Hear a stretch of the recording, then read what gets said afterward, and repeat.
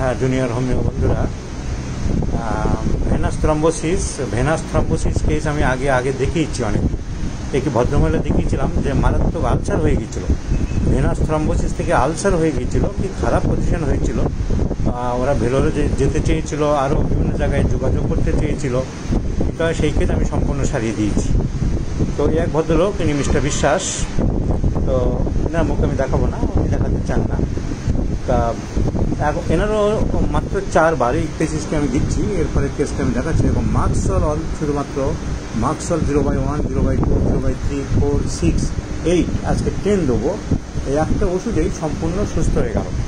আগে একেবারে ভর্তি ছিল, সেই ছবি আমার কাছে আছে অন্য মোবাইলে, আমি সুযোগ করে দেখাবো। আজকের আমি দেখালাম ছবি যে একেবারেই ছেড়ে গেছে, শুধু দাগটা আছে।